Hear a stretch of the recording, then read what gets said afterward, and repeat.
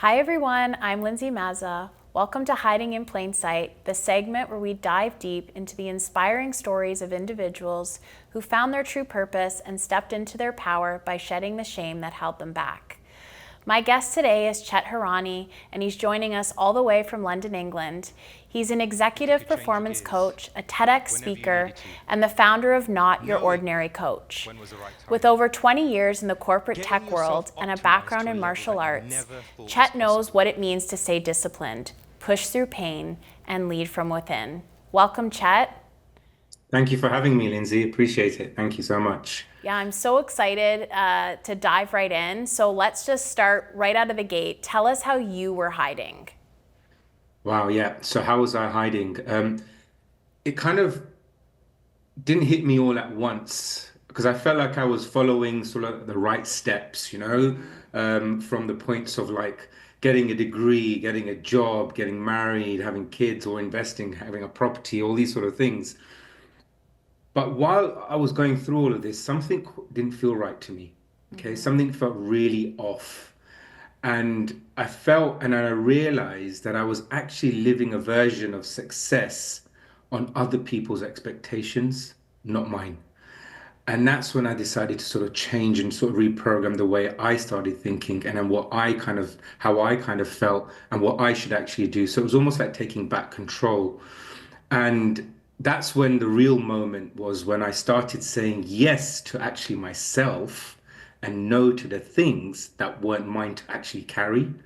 And that mindset shift pretty much basically cracked everything open for me internally. And that's where I basically discovered and realized that I was basically hiding in my own sort of plain sight in that respect.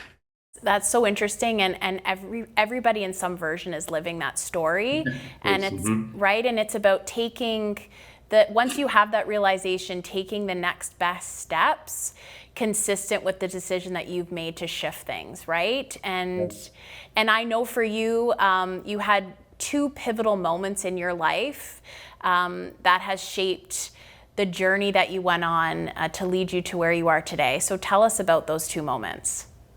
The two things that actually triggered all of these sort of changes. So on a personal note, it was basically, first of all, it was almost like a breakdown that I basically had mentally, physically, and emotionally.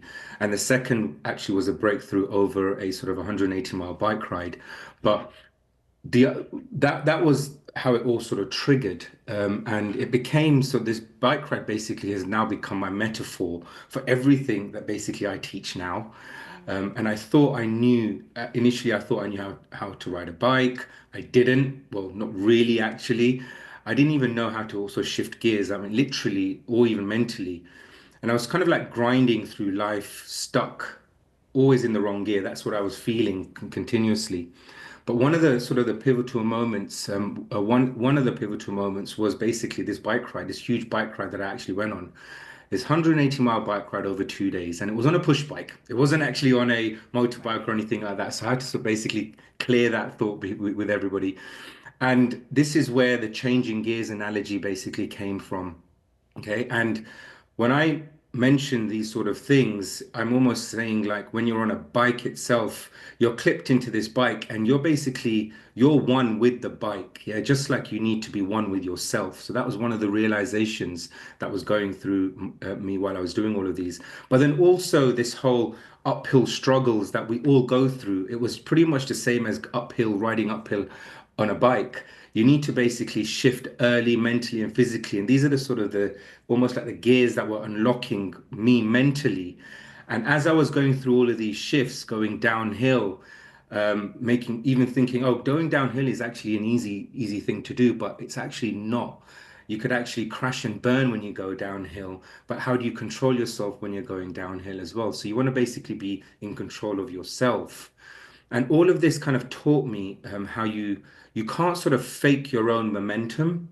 You need to be completely self-aware within yourself, and have emotional control and timing, which is important as well, especially with changing gears, shifting gears, going up and down, and doing all of these specific things, which is all related to us personally and professionally.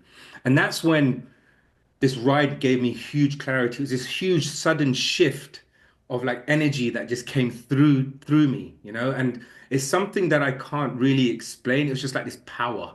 It's like Right. it's something that I still continuously feel to this day because it's something that I remind myself continuously about everything that I go through on a daily basis with business, with life, everything. Okay. Right. And it's that when I say the ride gave me clarity in this respect, okay, it was not by actually thinking, but by actually moving.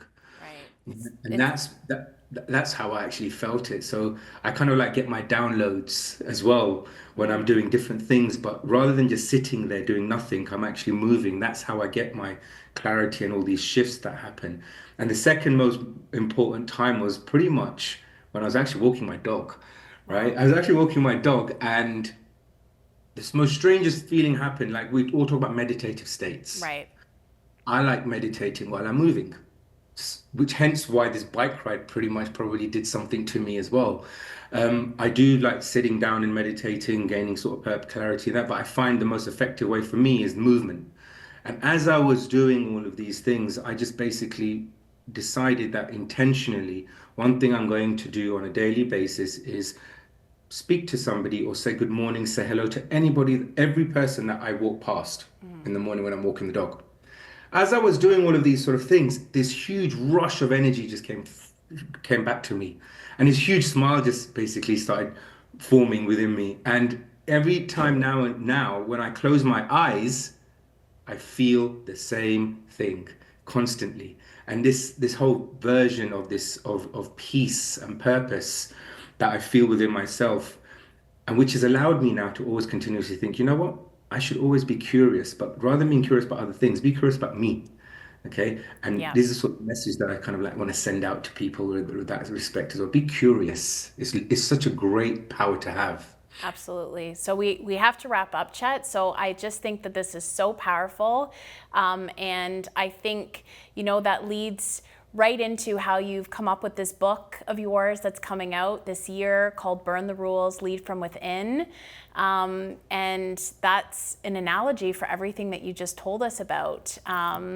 So I'm so excited to read it when it comes out. And if you can just tell everyone where they can find you, to follow you on this journey and get updates on all of the things that are coming out in your life.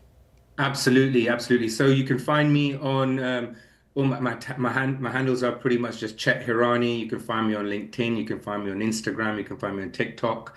And soon to be the announcement of the book Burn the Rules, Lead from Within will be announced very shortly in terms of when in 2025 it will be released.